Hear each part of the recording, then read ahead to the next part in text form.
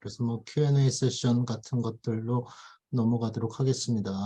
그래서 여러분들하고 이제 쭉 지금까지 얘기를 여기 있구나 했을 때 우리가 얘기하는 균형을 지금 구했단 말이에요. 이 디스클로저 모델에서 균형이라고 하는 거는 결국 어떤 때 인포메이션을 릴리즈하고 어떤 때 하지 않느냐. 그거기 때문에 결국 디스클로저 교수님, 하는 그 화면 공유가 안 돼 있습니다. 네? 화면 공유가 안 돼 있습니다. 고마워요. 빨리 얘기하지. 한참 썼는데. 자, 뭐 별로 쓴 건 없습니다. 내가 맨날 깜빡 까먹어가지고. 그래서 결국은 디스클로저, 어떤 시그널을 디스클로저 하냐, 어떤 시그널을 디스클로저 하지 않느냐. 그러니까 우리가 시그널, 모든 가능한 시그널이 지금 마이너스 무한대부터 플러스 무한대까지 쭉 있는데, 그 중에서 no disclosure set을 우리가 잡으면 그 외에 그거에 대한 어떤 뭐 여집합이라고 그러나요? Y1, Y2, 뭐 이퀄리브리움이니까 보통 스타를 붙이죠. 그래서 그 밖에 거는 디스클로저 하면 이제 되겠죠. 그래서 그 다음에 이제 우리가 생각해 보는 거는 어떤 각종 파라메터들이 변화할 때 파라메터들이 여러분 첫 시간에 얘기한 것 같은데 우리가 어떤 모델을 세팅한다는 건 내가 디스클로저에 관심이 있다 이거예요. 그래서 디스클로저에 관심이 있는데 이 세상에는 너무나 많은 것들이 있는데 나머지 것들은 다 제외하고 딱 제일 중요한 것들만 딱 간추려 가지고 내가 이렇게 바운더리를 잡는 것. 그걸 우리가 모델링을 한다 그래요. 모델 바운더리라 그러죠. 모델 밖에 있는 거는 뭐예요? outside of the model이죠. 그죠? 근데 내가 제일 지금 중요해서 관심을 가지는 건 어떤 시그널을 디스클로저하고 디스클로저하지 않느냐 하는 이거를 지금 이제 찾아낸 건데 이쪽이 지금 no disclosure 하는 셋인데 여기에는 모델 안에 들어와 있는 여러 가지 팩터들이 있단 말이에요. 그 팩터들은 이 디스클로저에 굉장히 중요한 영향을 미칠 것으로 판단되는 것들은 모델 안에 들어와 있어야 되겠죠. 그렇죠? 중요한데 들어와 있지 않는 어떤 걸 우리가 엠피리컬 스터디에서 뭐라 그래요? 중요한데 이 안에 고려를 안 했다. 오미티드 베리어블 프로그램이죠. 뭐 그게. 그죠? 그래서 지금 이 모델에서는 램다하고 캐시 플로우 리스크가 중요한 파라미터이기 때문에 그것들을 우리가 봐야 되는데 램다는 상대적으로 쉬워요. 여러분들 램다는 아까 뭐에 영향을 미치냐면 이 PN에 대해서 영향을 미치고 램다라는 거는 인포메이션을 가지고 있는 애들의 그 비율이잖아요. 그러니까 어떤 시그널을 요만큼 감추고 있는 이 감추고 있는 애들이 훨씬 많아지면 많아질수록 우리 다이 영컨 그 모델에서 램다 1 마이너스 램다 얘네들은 지금 항상 제로예요. 근데 이 Y라는 애들은 시그널을 갖고 그거를 디스클로즈 할 수도 있고 no disclose 할 수도 있는 얘네들이 지금 여기 있는 애들이란 말이에요. 디스클로즈 안 한 애들. 그죠? 얘네들의 평균을 내는 거니까 이 램다가 높아진다는 얘기는 뭐예요? 결국 이 안에 있는 감춰져 있는 시그널을 가지고 있을 가능성이 높아진다는 얘기니까 근데 이 감춰져 있는 시그널이 전부 다 무슨 시그널이에요? 일단 다 배드 시그널이란 말이에요. 그래서 마켓 프라이스가 이렇게 만약에 그런 것들이 디스클로즈 됐다면 이 네거티브 밸류를 가지는 이런 애들인데 얘네들의 비율이 높아지면 당연히 PN은 떨어지겠죠. 디스클로저 되지 않았을 때 내가 평가하는 기업의 기대값은 떨어질 거고 그 기대값이 떨어진다라는 얘기는 어떤 얘기하고 동치냐면 여기서 PN이라고 썼던 그래프가 이 밑으로 이렇게 뚝 떨어진다는 얘기예요. 이 PN이라는 그래프가 떨어진. 그러면 아까 예전에는 PN이 이 위에 있는 그래프였으니까 여기하고 여기에서 만났는데 이제 어디서 만나야 돼요? 여기서 만나고 이쪽에서 만나잖아요. 그죠? 그 얘기는 뭐냐면 Y1이 이쪽 방향으로 움직이고 Y2는 왼쪽으로 움직이고. 그죠? 즉 무슨 얘기냐? Non-disclosure set 우리가 Y1, Y2라고 한 게 램다가 증가하게 되면 이쪽 안쪽으로 모인단 말이에요. 그죠? Non-disclosure set이 shrink 하겠죠. 그죠? 자, 이거는 여러분들 그 다이 영권 그래프에서는 Y 스타가 하나밖에 없었단 말이에요. 거기서는 램다가 올라가게 되면 이쪽 방향으로 움직여요. 여러분들 첫날인가 둘째 날 그 공부한 내용에 있을 텐데 이쪽 방향으로 움직이거든요. 그러니까 Y 스타의 역할을 하는 애들이 Y2가 있지만 현재 이 키맨페이에서는 Y1이 이쪽 방향으로 움직인단 말이에요. 그렇죠? 나의 영컨에서는 Y1 여기 있는 이 Y1이 마이너스 인피니티였죠. 그러니까 이 끝까지 가서 전체가 다 노 디스클로저인데 우린 지금 노 디스클로저가 이 안에 파이나이트 레인지 안에 들어와 있으니까. 그죠? 그렇게 되니 노 디스클로저 있을 때 프라이스도 떨어지게 된단 말이에요. 사실 굉장히 복잡한 문제가 좀 있는데 이 effect of lambda 이거는 뭐 그렇게 힘들지 않아요. 뭐 그래프는 여러분들이 보시면 알 거고. 그런데 이놈의 캐시 플로우 리스크는 굉장히 좀 힘들어요. 그래서 거의 이거 가지고 한 석 달 이상을 그 공저자인 김은희 교수하고 씨름을 이렇게 저렇게 많이 하고 그랬는데 사실 이게 힘든 이유는 제가 시간이 없어서 자세하게는 설명을 못 드릴 것 같고 아까 이렇게 프라이스가 이렇게 이게 PY라 그랬잖아요. 그리고 여기 지금 PN이 있는데 람다는 상대적으로 쉬웠던 게 이 PN만 이렇게 내려가거나 뭐 내려갈 수밖에 없죠. 그거 하나만 보면 좋았는데 여러분들이 베타 Y라는 PY라는 게 베이라 M Y에다가 제가 이제 이걸 쓰면 R이 여기에도 붙어 있거든요. 아까 제가 Y의 기초에서 베타를 인퍼하는데 그 주어진 캐시 플로우 리스크는 기분으로 생각한다 그랬잖아요. 근데 그 주어진 캐시 플로우 리스크 자체가 커지면 어떻게 될 거냐? 당연히 얘가 바뀌겠죠. 그렇죠? 얘가 어떤 식으로 바뀌냐면 Y가 0보다 클 경우에는 이 그래프가 이렇게 위로 올라가요. Y가 0보다 작을 때는 이 그래프가 이렇게 0보다 밑으로 내려가요. 그러니까 일단 기본적으로 P라는 거 그래프 자체도 이 그래프상에 변화가 오고 두 번째 PN, No Disclosure Price에 아까 우리 디스클로저 하지 않은 애들을 전부 평균을 낸다 그랬잖아요. 평균을 내려면 probability density를 써야 되는데 y에 대해서 density를 써야 되는데 y가 x 플러스 엡실론이니까 x의 분산이 y의 디스트리뷰션에 영향을 미칠 수밖에 없죠. 그죠? 그러니 PN도 변화하겠죠. 근데 이놈의 PN이 올라갈 수도 있고 사실 내려갈 수도 있어요. 그러니 PN이 올라갈 수도 있고 내려갈 수도 있으니 다시 아까 그 그래프로 돌아가면 이 PN이 이렇게 될 수도 있고 이렇게 될 수도 있다는 얘기예요. 그랬을 경우에 우리 원래 Y1, Y2는 여기 있었겠죠. 원래 지금 파란색으로 그린 거니까 Y1, Y2가 여기에 있다가 얘네들이 이렇게 안으로 들어올 수도 있고 각각 밖으로 퍼져 나갈 수도 있단 말이에요.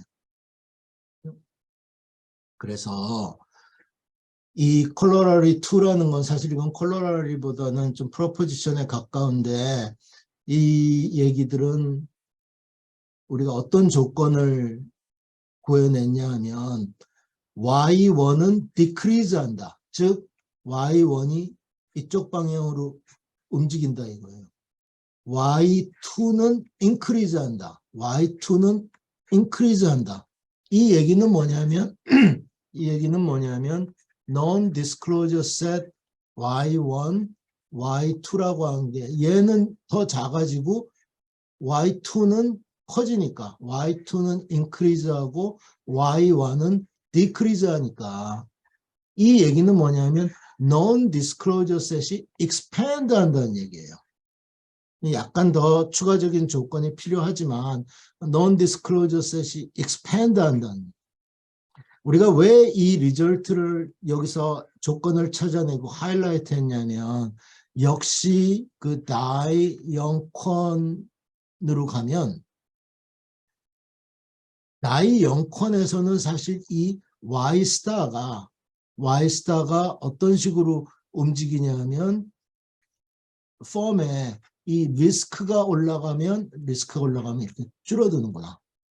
리스크가 올라가면 그렇죠. 리스크가 올라가면은 그 리버스 세컨드 오더 스토카스틱 도미넌스를 하기 때문에 이게 이쪽으로 이제 줄어드는데 사실 우리는 이 어퍼 다이 영컨에서는 지금 no disclosure set이 마이너스 무한대부터 y 스타까지 이 전체였단 말이에요.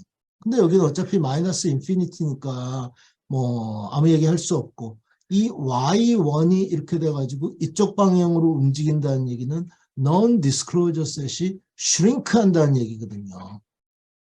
항상. 언제? Q가 알려져 있으면. 근데 지금 이 페이퍼에서는, 키맨 페이퍼에서는 다이 영컨과 다르게 이 Y2가 증가하고 Y1은 감소하고 non-disclosure set이 expanding 한다. 더 넓어지고 있다는 얘기죠. 그러니까 지금 이 페이퍼에서 우리가 다이 영컨에서 low and one side pulling이 나온다 그랬는데 no, intermediate pulling이 일어난다. 언제? 이놈의 Q가 unknown일 때 이 얘기를 하고 있기 때문에 다이 영컨의 리절트하고는 다른 얘기를 해줘야 된단 말이에요.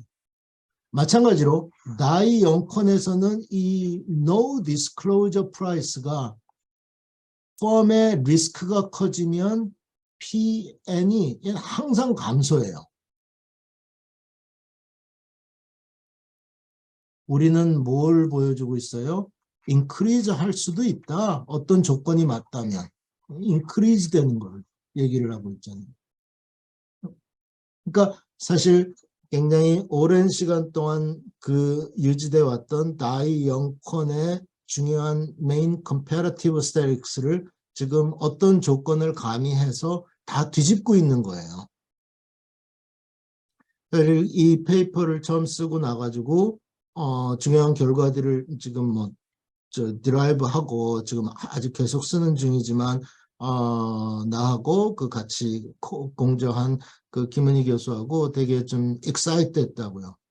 가령 여러분들 뭐 물론 거기에 비할 수는 없지만 무슨 뭐 그 아인슈타인의 뭐 무슨 유명한 이론이 몇십 년 동안 쭉 그렇게 유지되고 있는데 아닐 수도 있어라고 지금 카운터 아규먼트를 우리가 준비를 하고 있는 거란 말이에요. 뭐 어떻게 될지는 모르지만 뭐 아무튼 이런 결과를 드라이브 해냈고 뭐 이렇게 저렇게 그림을 그려서 설명을 하고 있습니다.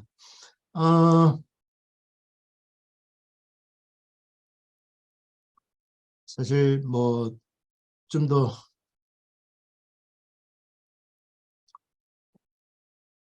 여러분 화면 다 켜보세요. 네, 스크린샷 지금 스탑했는데 왔다 갔다 하면서 얘기할게요. 여러분들 아마 파일 다 가지고 계시니까 파일 열어도 되고 제가 잠깐 다시 쉐어할게요. 여러분들 뭐 스크린은 켜놓고 계세요.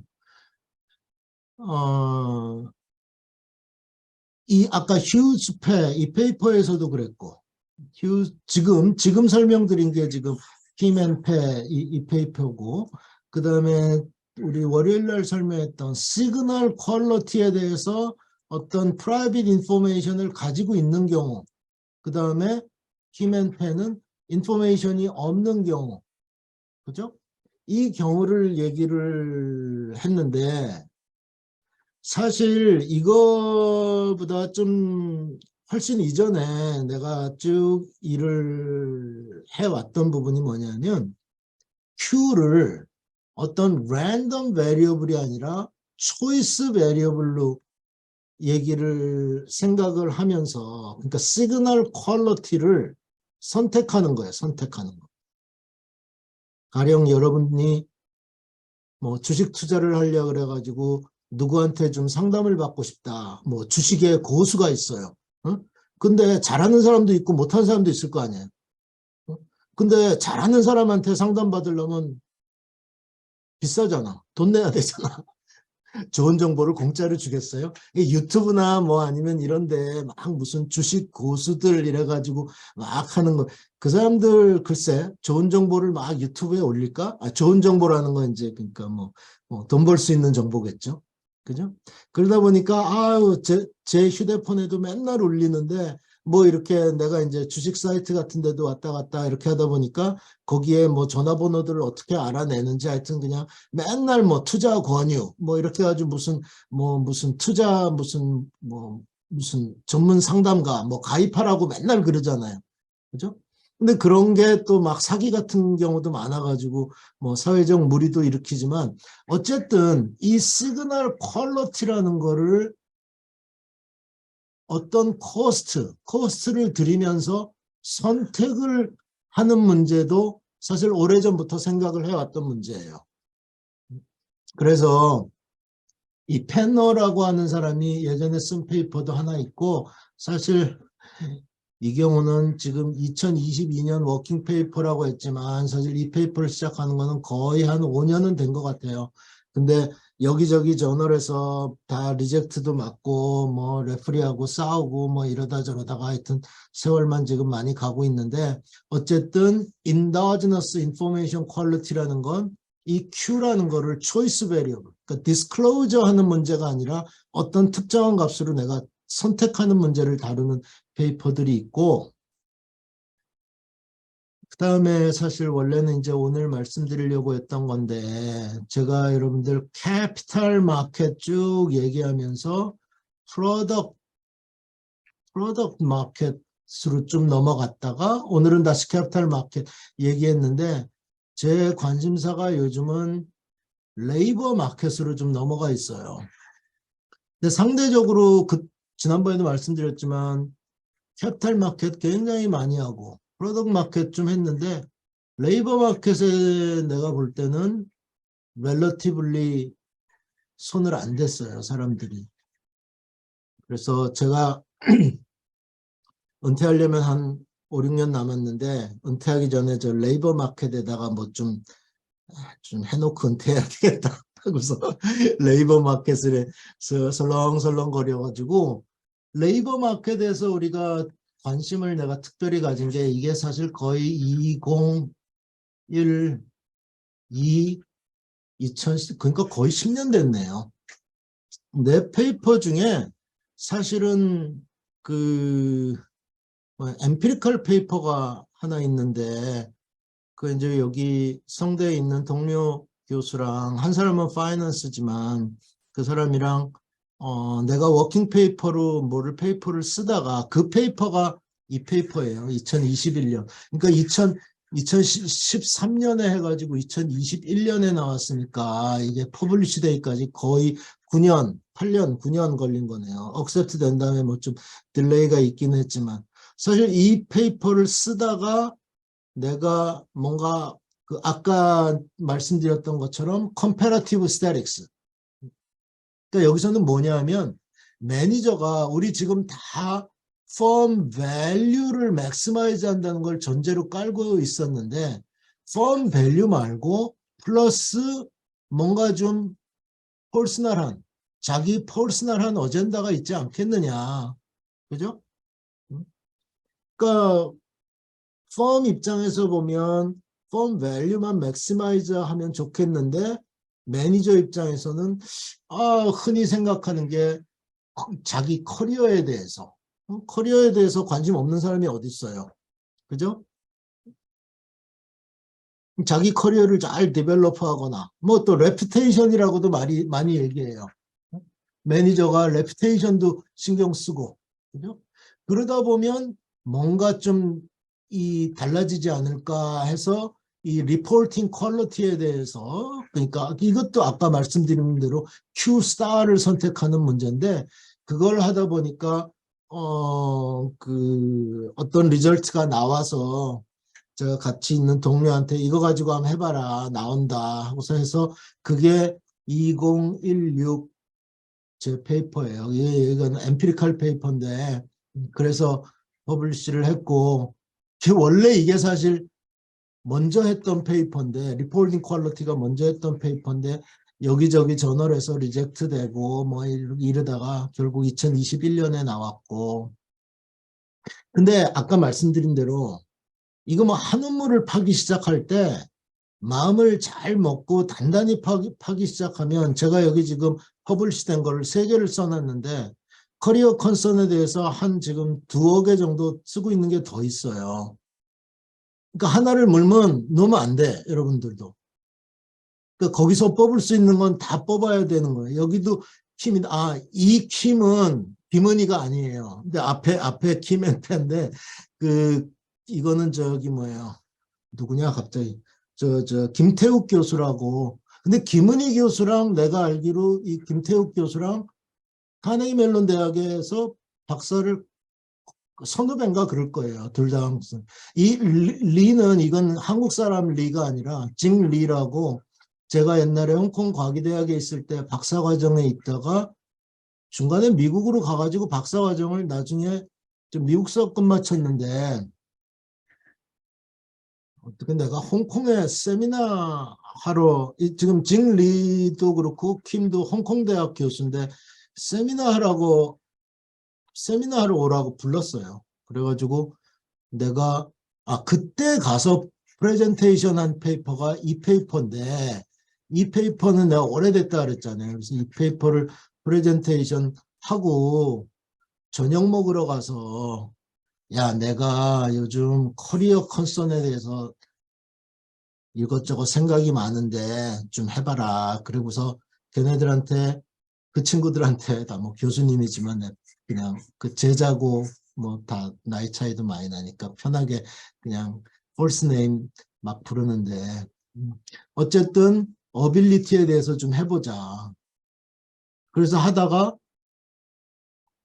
했어요. 그래서 이거는 어카운팅 리뷰에 2023이 아니라 보니까 2023 지금 제니어리 그 1월 달 호에 나왔더라고요. 좀 미뤄진 모양인 것 같고 이거는 억셉트인데 매니지먼트 사이언스는 굉장히 퍼블리시 되기까지 시간이 오래 걸리는 것 같아요. 이거는 뭐냐면 인포메이션을 디스애그리게이션해서 어떤 펌의 얼티밋 캐시 플로우가 지금 X잖아요. 근데 이 X를 가령 X1, X2라고 나눠놓고 매니저 어빌리티에 굉장히 센시티브하게 rely on 하는 어떤 캐시플로우가 있다고 해봐요. X1은 상대적으로 매니저 어빌리티와 그렇게 별로 관계가 없을 수도 있겠죠. 그러니까 이건 이제 상대적인 부분인데 그럴 경우에 요 각각에 대해서 시그널 Y1, Y2를 이제 봤는데 이 Y1, Y2를 전부 다 애그리게이트해서 디스클로즈 할지 아니면 Y1 따로 Y2 따로 이런 식으로 따로 릴리즈 할지 그게 이제 disaggregate information disclosure인데 이 X2가 매니저 어빌리티하고 굉장히 관계가 있는 어떤 캐시 플로우니까 이 Y2를 어떻게 디스클로즈 하느냐 하는 문제는 매니저 어빌리티에 대해서 얼마나 마켓에 시그널을 내줄 수 있느냐 하는 문제랑 관계가 돼 있거든요. 그래서 원래는 사실 이거 똑같이 셋이 시작했는데 뭐 중간에 이 친구는 딴 일이 너무 바빠서 못하겠다 그래가지고 그럼 넌 빠져 그래가지고 이제 두 사람만 해가지고 이렇게 된 거고 뭐 커리어 컨선 뭐 딴 거 좀 하는 것도 좀 있습니다. 근데 뭘 하는지 내가 지금 얘기하면서도 갑자기 생각이 안 나네. 그렇게 됐어요. 그래서 여러분들한테 지금 이제 한 20분 남은 것 같은데 사실은 오늘 2개 페이퍼를 설명을 해드리려고 했는데 늘 말씀드리는 거지만 이 여러 개를 많이 안다는 건 사실 내가 이 얘기를 언제 듣고 그다음에 언제 그를 좀 절실하게 느꼈다가 생각하냐면 여러분들 여기서 모델링 하시는 분은 가령 이렇게 모델링 하다 보면 수학적 툴이 굉장히 많이 필요하잖아요. 근데 수학은 얼마나 범위가 넓어요. 그죠? 뭐 과학의 역사는 사실 수학의 역사라고 할 만큼일 수도 할 텐데 이걸 뭐 도대체 다 공부할 수도 없고 너무너무 박사과정 공부하는데 깝깝하고 답답하더라고요. 그래서 공부를 하다가 마침 제가 그때 공부하고 있던 브리티시 컬럼비아 대학에 수학과의 한국인 교수님이 한 분 계셨어요. 그분은 전공이 리니어 알제브라예요. 선형대수. 우리 뭐 이코노메트릭스며 뭐 이런 거 할 때 선형대수도 많이 쓰잖아요. 그죠? 그런데 그때 당시에 그 학교에 한국 사람이 별로 없었는데 한국 교수님이 있어가지고 진짜 그때는 뭐 20대였으니까 무턱대고 그 교수님한테 수학과 교수님한테 면담을 신청했어.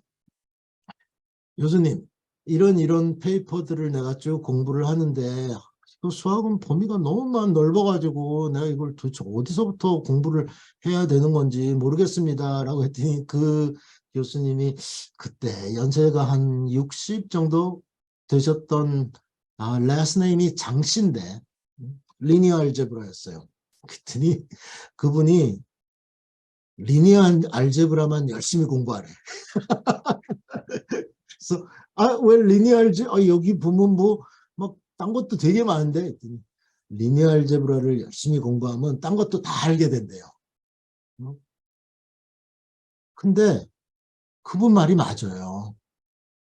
리니어 알제브라 하면 리니어 스페이스를 하고 리니어 스페이스, 벡터 스페이스 하고 펑셔널 스페이스 뭐 그냥 다 가요. 글로 다 가. 그러니까 가다 보면 하나를 잘 알면 옆에 것도 슬금슬금 조금만 노력을 투입하면 알겠다. 그러면서 아까 내가 말한 것처럼 수학이 얼마나 범위가 넓은데 그걸 어떻게 내가 다 알아. 그러니까 하나를 잘 공부한 다음에 내가 필요하면 그걸 찾아서 공부하면 되는 거예요. 거기만. 두 번째, 내가 그 박사과정 때 그걸 한번 느꼈었고, 두 번째는 뭐냐면 지금 여러분들하고 제가 15시간이니까 뭐 한 3분의 1학기 정도 했죠. 저는 제 지도 교수님하고 그 티어리 세미나를 거기서 이제 2학기를 들어야 돼요. 한 학기에 한 과목씩. 하나는 조직 내에서의 회계 정보, 하나는 마켓에서 회계 정보 이래가지고 이제 2학기를 공부를 하는데 이렇게 쭉 가다가 특히 강의 초반에 어떤 한 중요한 페이퍼를 옛날에 거의 한 2주 동안 설명을 해주세요. 2주니까 6시간이죠. 6시간. 페이퍼 하나를 갖고 6시간, 9시간 그렇게 스트레이트로 강의를 한 걸 내가 박사과정 때 들었죠. 근데 그게 잘 설명해 주셔서 감사했는데 그게 지옥문을 열 줄은 아무도 몰랐어. 여러분들 페이퍼 보면 어떤 그 핵심이 되는 페이퍼에서 지금 우리가 공부한 것도 조금씩 변화를 시키는 거 아니에요. 기본이 되는 거를 한 6시간 동안 집중적으로 하나하나 자세히 설명한 다음에 나머지 페이퍼들은 다 숙제야, 숙제. 그러니까 1시간에 한 2개, 3개씩 그냥 이제 그다음부터는 페이퍼를 하니까 그 첫 번째 세미나에서 한 페이퍼를 한 70개인가를 커버했는데 그분 강의한 거는 한 5개밖에 안 돼요. 나머지는 다 숙제, 숙제. 중요한 리절트 다 숙제로 그냥 내는데 근데 그러니까 말하자면 기본기를 탄탄하게 다진 거죠. 기본을 탄탄하게 다지면 거기서부터 조금 응용되는 거니까 가령 뭐 그 베레키아 페이퍼를 잘 공부한 다음에 그 베레키아 페이퍼에서 가령 거기다가 약간의 뭐 어떤 그 변형을 조금 준 누구 페이퍼가 워킹 페이퍼로 있는 거예요. 근데 그 워킹 페이퍼는 내가 학생 때였으니까 나는 모르죠. 근데 그 페이퍼의 중요한 결과를 숙제로 내버리는 거예요. 그러면 우리는 낑낑거리면서 그거를 풀어가지고 가면 나중에 그 페이퍼를 턱 줘. 근데 우리가 디라이브한 결과가 맞을 때도 있고 아니면 틀릴 때도 있고 뭐 숙제로 낸 건 이제 그 어사이먼트 틀린 거지. 응? 근데 이거 그런 걸 몇 번 이제 트레이닝을 해보니까 이걸 이런 지도 교수님 우리 세미나에서 숙제한 걸 풀면 이거 페이퍼가 되는구만 이러면서 이제 우습게 여기기 시작했지. 근데 하여튼 박사과정 트레이닝 할 때는 엄청 힘들었어요. 그거를.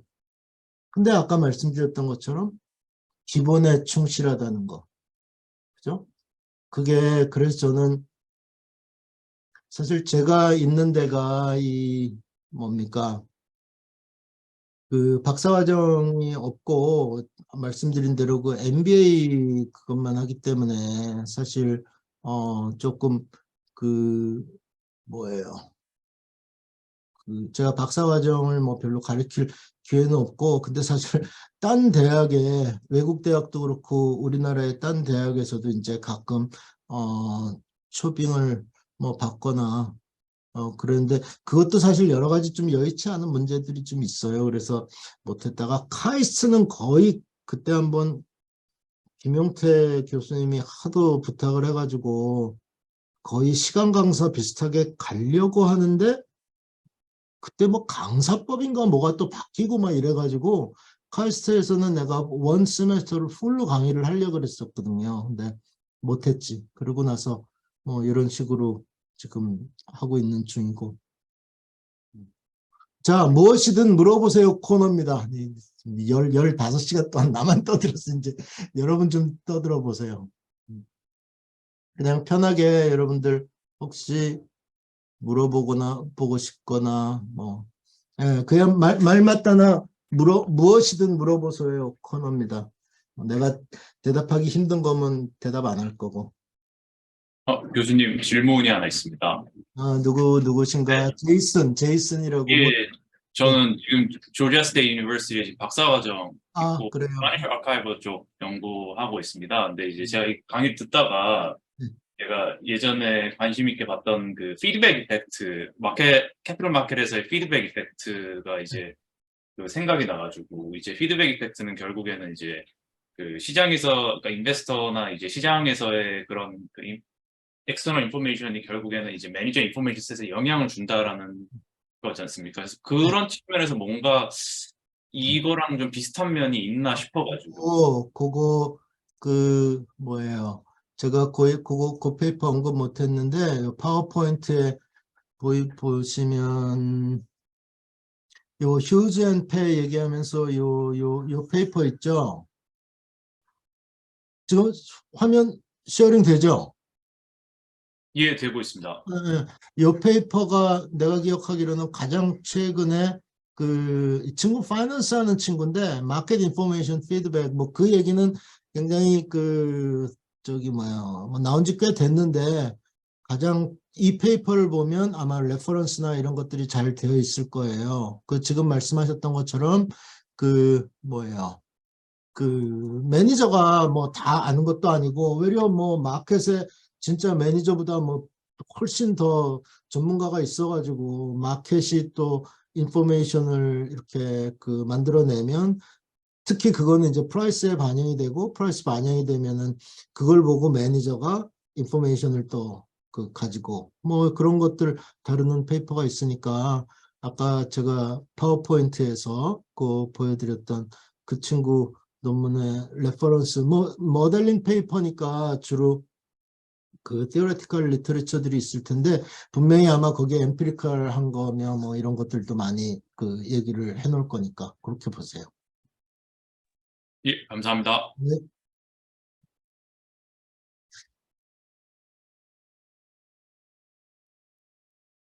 또 우리 한국 분들이 별로 질문들을 잘 안 해. 그래서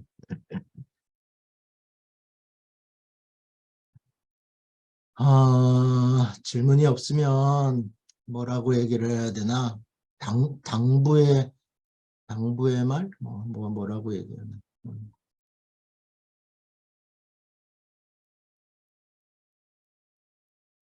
그래서 제가 보통 세미나 하러 가게 되면 뭐예요?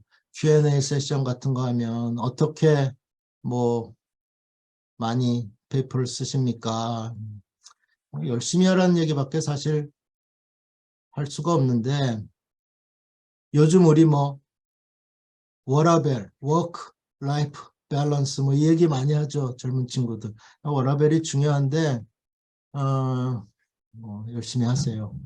내가 느끼는 건 여기 뭐 미국에 지금 우리 아까 그 조지아에서 들어와 계신 분도 있고 교수님도 있고 박사과정생도 있지만 에임 하이 했으면 좋겠어요. 너무 꿈이 작아 다들. 예전에는 그 국내에서 박사학위 하고 한 몇 년 전이죠. 뭐 아주 옛날은 아니고 국내에서 박사학위 하고 해외에 뭐 이렇게 그 교수가 돼서 나가시는 분들도 있고 그 소위 말하는 글로벌 도메인에 나가는 친구들이 좀 있었는데 요즘은 보면은 그런 친구들 없는 것 같아요. 어떻게 그냥 이렇게 해가지고 학위 받을까? 근데 그래도 좀 큰 목표를 가지고 이렇게 하셨으면 좋겠어요. 그래서 제가 이 말 그때 썼잖아요. Live and breathe with it. 여기 it가 리서치가 되겠죠. 그죠? 그러니까 work and life balance. 그러니까 이 플레이 할 때도 자기가 뭘 할 때도 사실 이름은 워라밸은 아니지만 사실 그거를 정말 생각을 많이 하고 그러다 보면은 아이디어 같은 것도 많이 떠오르고 제가 리서치 아이디어 같은 경우에는 사실 논문을 읽으면서 아이디어를 뽑아내는 거는 어느 정도 좀 수준에 올라가야 그렇게 될 수가 있고 나도 처음에 그랬던 것처럼 뭐 매거진이라든지 뉴스페이퍼라든지 이런 일상생활에서 그런 걸 읽으면서 여러분이 기본기가 충실하면은 아까 말한 대로 기본기가 충실하면 어떤 현상을 보고 자꾸 늘 그런 거를 생각을 해보세요. 그러다 보면 아이디어가 자연스럽게 스쳐가는데 제가 또 지난번에 항상 깨어 있어라. 무사가 그 중원에서 적을 만나가지고 칼싸움을 빡 하려면 칼집에 날이 항상 서 있어야 된다. 그러니까 스쳐가는 아이디어가 내 그 머릿속에 박히려면 날이 서 있어야 된단 말이에요. 항상 준비된 상태에서 이렇게 일상생활들을 이렇게 하고 공부를 하다 보면 이렇게 아이디어를 잡을 수가 있고 페이퍼를 읽을 때 굉장히 포커스를 딱 맞춰서 정말 한 문장 하나하나 저는 보통 페이퍼를 내가 마음 잡고 읽겠다 그러면 보통 한 일주일 걸리거든요. 근데 옛날에 코어서랑 뭐 얘기할 때 이거 좀 읽어보고 얘기해보자 그랬더니 한 2시간 읽었더니 다 읽었대. 그래가지고 그럼 내가 좀 물어볼게 그러고서 물어보기 시작하니까 대답 못하지 당연히. 그러니까 스르륵 이거 학술 논문은 배드사이드 뭐 소설책이 아니에요. 한 일주일 계속 뭐 몇 번 읽죠. 어떤 때는 한 패러그래프 갖고 하루 종일 생각할 때도 있는데 그런 걸 하다 보면 마치 어서처럼 페이퍼를 읽게 돼요. 그러면 여러분 뭐 믿든지 말든지 모르겠지만 그 사람의 숨결도 느껴져요. 이 친구가 머릿속에 이런 생각을 하고 이게 힘들었겠구나. 그 과정을 같이 호흡할 수가 있어요, 진짜. 우리 여러분들 왜 뭐 유명한 미술관에 그림 그리고 아니면 아주 좋은 음악을 막 정말 심취해서 들으면 그런 거 느낀다 그러잖아요. 그거하고 다를 게 아무것도 없어요, 사실은. 그래서 내가 너무 많이 할 필요는 없다라고 얘기한 게 너무 많이 하면 그거 못 느껴요. 근데 하나를 진짜 그렇게 하면 여러분들도 하실 수 있고 그래서 아까 제가 얼핏 말씀드렸지만 저는 지금 박사하고 이제 교수 생활한 지 해외에서 한 10년 그리고 이제 국내 들어온 지 한 20년 가까이 돼서 30년 이제 거의 다 돼가는데 은퇴할 때까지 한 뭐 5년 한국 나이로 올해 내가 딱 올해부터 만 나이 쓴다 그래서 내가 조금 해피한데 60살이에요. 한국 나이로 딱 60이라 가지고 예전에 60 뭐 한갑지 않지 않는데 뭐 나는 사실 나이를 잊어먹고 사는데 뭐 나이는 숫자일 뿐이죠. 그런데 가끔씩 이렇게 좀 아쉽다 하고 느끼는 건 아까 제가 aim high라고 하는 말하고 조금 관련이 있어요.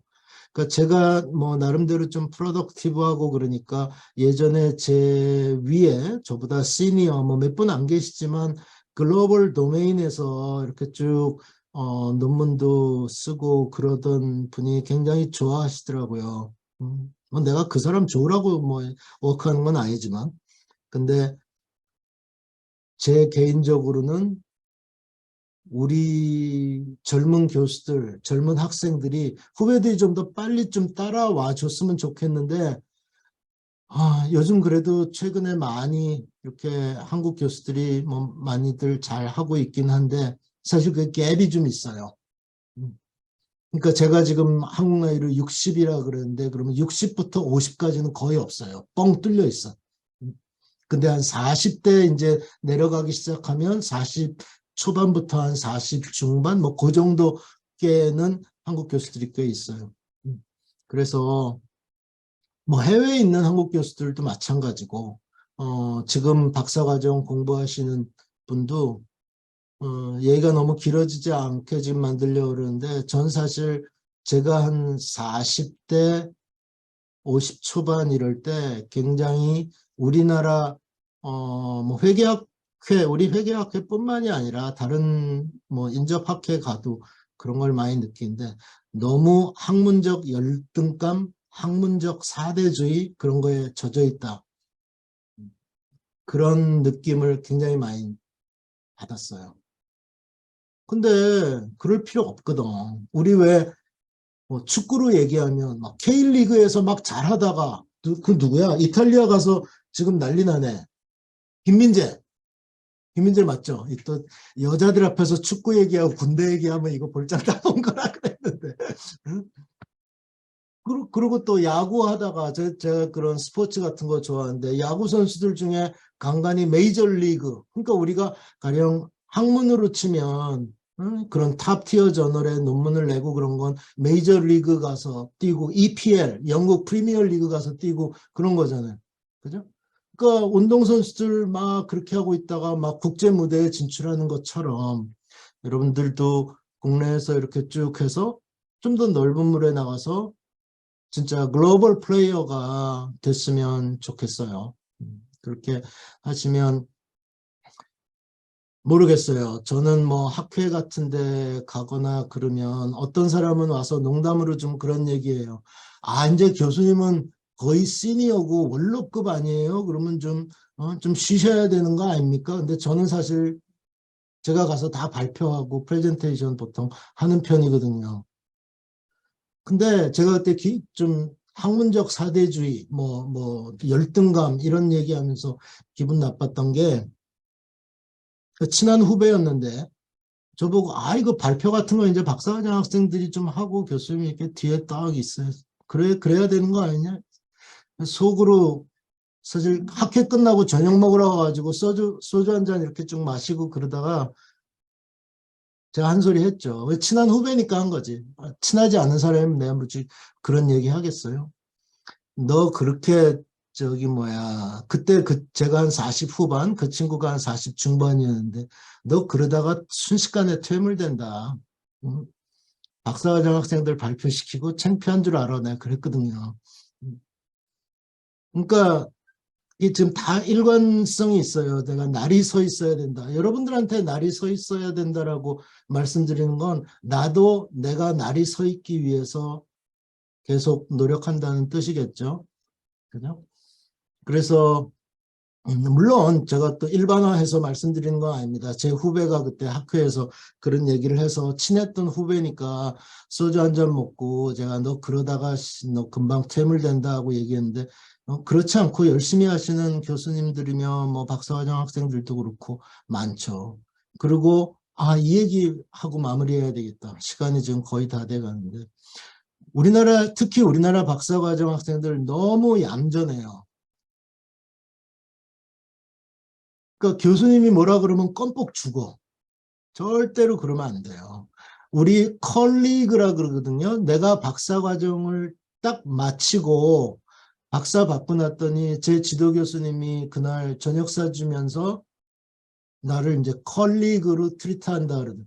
컬리그가 뭐예요? 같은 리그에 있으니까 컬리그 아니에요. 동업자예요, 동업자 말하자면. 같은 학문의 길에 들어와 있는 사람이란 말이에요. 그러면 무례하거나 그러면 안 되죠, 물론.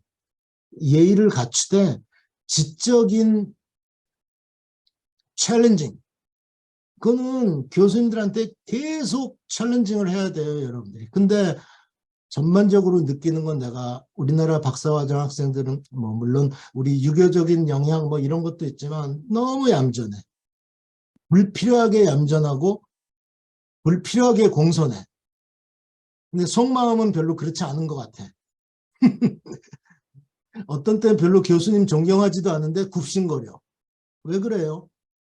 그 굽신거리는 게 진심도 아니야. 또 돌았으면 막 교수님 욕해. 내가 여기서 얘기하는 건 뭐 인간적인 면을 얘기하는 게 아니라 intellectually 그렇다는 얘기예요. 그래야 교수님들도 자극이 되고 열심히 하고 여러분들도 발전이 있어요. 그냥 맨날 던져주는 밥만 꾸벅꾸벅 받아먹고 그러면 안 돼. 계속 교수님을 챌린징하고 지적으로 챌린징하고 싸우고 격렬하게 논쟁하고 그걸 감정적으로 받아들이면 교수가 잘못된 거지. 그러니까 여러분들이 지켜야 될 라인은 분명히 선은 지켜야 되되 어그레시브해야 될 필요가 있어요. 제가 전반적으로 느꼈던 거는 너무 공손하고 뭐 착하다는 말은 좀 안 맞고 그래서 우리 학생들이 내가 어떤 때 무슨 얘기하고 그러면 챌린징하고 도전하고 부딪혀줬으면 좋겠는데 별로 그런 게 없는 것 같아서 뭐 여러분이 어떤 분야를 하시든지 그런 생각을 가지고 해 나가셨으면 좋겠고 여러분들은 어떻게 보면 우리 사회에 이제 말하자면 리딩 그룹에 들어가실 분들이잖아요. 사회를 리드하려면 굉장히 힘들어요. 뭐 우리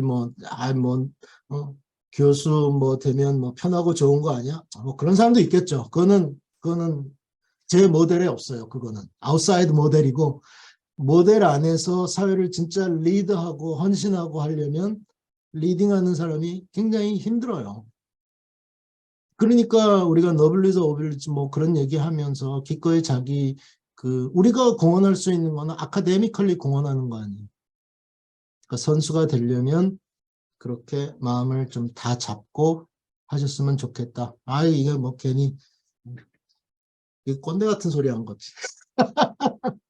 요즘 그런 얘기 많이. 뭐 제가 14시간 30분 아카데믹한 얘기 했으니까 한 20분 정도 그냥 꼰대 같은 얘기했다 생각하시고 아마 여러분들하고는 뭐 학회에서건 뭐 어디선가 또 만나겠죠. 그때 만나면 서로 반갑게 인사하고 그랬으면 좋겠습니다. 진짜 할 말 없으면 이제 빠이빠이예요. 그래요. 여기서 마치도록 하겠습니다.